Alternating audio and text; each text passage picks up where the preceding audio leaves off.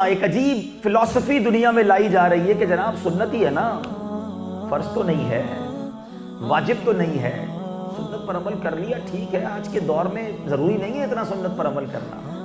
یہ کہاں سے ہم سیکھ رہے ہیں؟ یہ کون سا میسج کنوے ہو رہا ہے؟ ارے عاشق رسول کے لیے سب سے اہم چیز یہ ہے کہ جو میرے آقا کا طریقہ ہے میں وہ اسے اپنا لوں۔ آج لوگ نہ لباس کی سنت پر دھیان دے رہے ہیں، نہ چہرے پر ان کی سنت نظر آ رہی ہے، نہ ان کی گفتگو میں سنت نظر آ رہی ہے، یہاں تک کہ طالب علم دین ہیں، ارے دین کے داعی بن رہے ہیں مگر سنتوں سے وہ بھی دور نظر آ رہے ہیں۔ خدا را سمجھیے، بالخصوص جو یہاں اسٹوڈنٹس بیٹھے ہیں، آپ تو مقتدا ہیں، آپ قوم کے رہنما ہیں، آپ نے جا کر بہت بڑی کمیونٹی کو لیڈ کرنا ہے، آپ کے اساتذہ نے آپ کو بھیجا ہوگا، آپ کسی جامعہ کی امید ہوں گے، آپ کسی شہر کی امید بن کر آئے ہیں کہ ہمارے شہر سے ایک عالم دین الازہر پڑھنے گئے ہیں، واپس آئیں گے تو بہترین علم سکھائیں گے، بہترین اسکالر آف اسلام بن کر آئیں گے۔ لیکن اگر اسی عالم دین میں سنت نہیں ہے، اسی عالم دین میں نبی پاک کے طریقے پر تسلب نہیں ہے، عشق رسول کی وہ شمع جو آہستہ آہستہ مدم ہوتی جا رہی ہے۔ ہم اس لیے تو ایجپٹ نہیں آئے تھے، ہم اس لیے تو یہاں نہیں آئے کہ جو ہمارے اساتذہ نے ہمیں چاشنی عشق رسول کی پلائی، جو ہمیں عمل کی طرف وہ لے کر آئے، وہ یہاں آ کے مدم پڑ جائے۔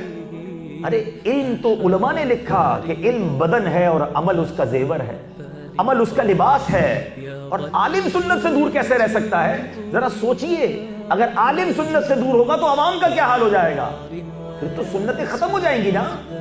اور یہاں نبی پاک کی یہ حدیث ڈرا دینے کے لیے کافی ہے کہ قیامت کے دن وہ میرا چہرہ بھی نہیں دیکھ سکے گا جو میری سنت کو ترک کرنے والا ہو۔ اور وہ حدیث بھی آپ نے پڑھی ہوگی، فمن رغب عن سنتی فلیس منی، کہ جس نے میری سنت سے منہ موڑا وہ ہم میں سے نہیں۔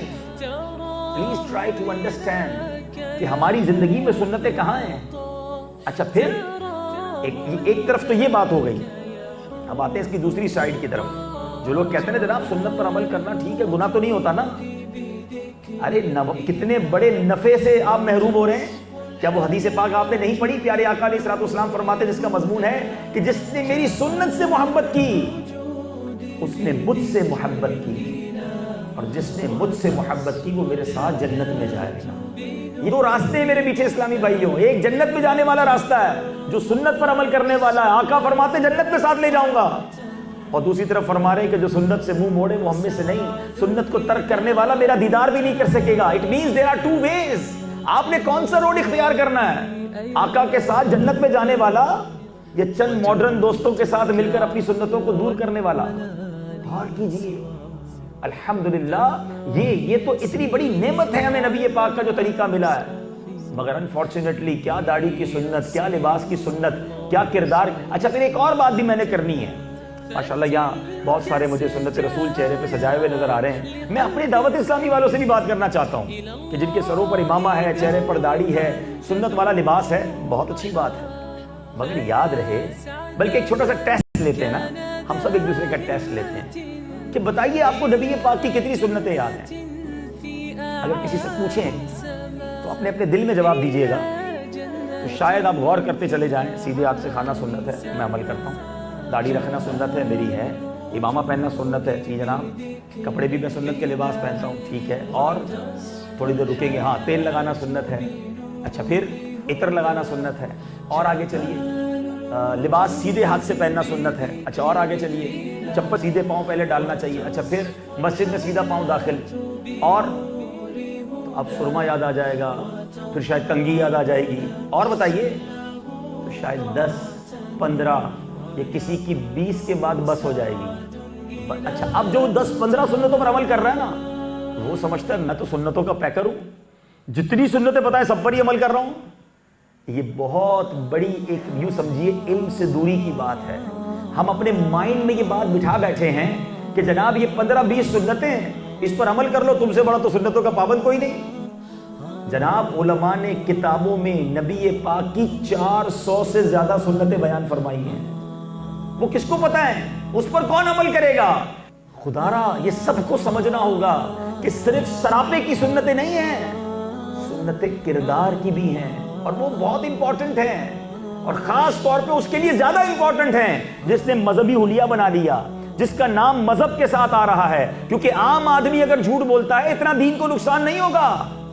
اگر کوئی مذہبی حلیے والا مذہبی ٹائٹل کے ساتھ غلط بات کرے گا، مذہبی ٹائٹل کے ساتھ لوگوں کے ساتھ اچھا برتاؤ نہیں کرے گا، لوگ اس بندے سے تو بدزن ہوں گے، اسلام سے بھی بدزن ہوتے ہیں۔ ویسے ہی آپ کو پتا ہے ایک لبرل طبقہ ہے جو کوئی موقع ہاتھ سے نہیں جانے دیتا، دیکھو جناب مدرسے میں یہ ہو گیا، مولوی صاحب نے یہ کر دیا، چاہے ایسے کام ہزاروں کالج میں ہوتے ہوں اس کو ڈسکس کوئی نہیں کرے گا، یہ مدرسے والے ہوتے ہی ایسے ہیں، یہ مولوی ہوتے ہی ایسے ہیں۔ بتاؤ نا، ہمارے کاندھوں پر بوجھ بڑھ گیا، ہماری رسپانسبلٹی اور بڑھ گئی۔ اگر یہ اللہ دیکھے نا، احادیث میں فضائل کتنے بیان ہوئے علماء کے، آپ کہیں یار یہ تو پھنس گئے ہم، نہیں جناب پھنسے نہیں ہیں۔ مجھے پوری دنیا میں ایک ڈاکٹر، ایک انجینئر، ایک پی ایچ ڈی اسکالر کی کوئی فضیلت حدیث میں لا کے دکھا دو، اور علماء کے فضائل پر قرآن و حدیث بھرے پڑے ہیں۔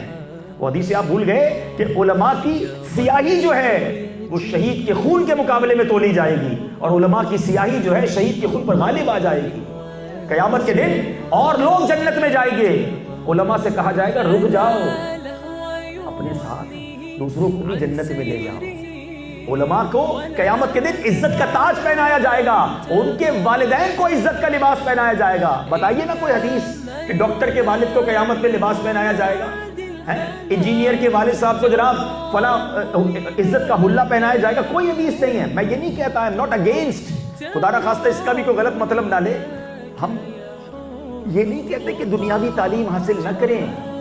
اگر کوئی شرعی باؤنڈری کے اندر ڈاکٹر بنتا ہے، انجینئر بنتا ہے، واٹ ایور ڈگری حاصل کرتا ہے، اوکے، مگر میں اپنوں سے بات کر رہا ہوں کہ ہم پر یہ ریسپانسبلٹی زیادہ ہے۔ لوگ ہم میں نبی پاک کی جھلک دیکھنا چاہتے ہیں، ہم میں اسلام کی تصویر دیکھنا چاہتے ہیں۔ تو شاعر کہتے ہیں نا، فنا اتنا تو ہو جاؤں میں تیری ذات عالی میں، جو مجھ کو دیکھ لے اس کو تیرا دیدار ہو جائے۔ ہمیں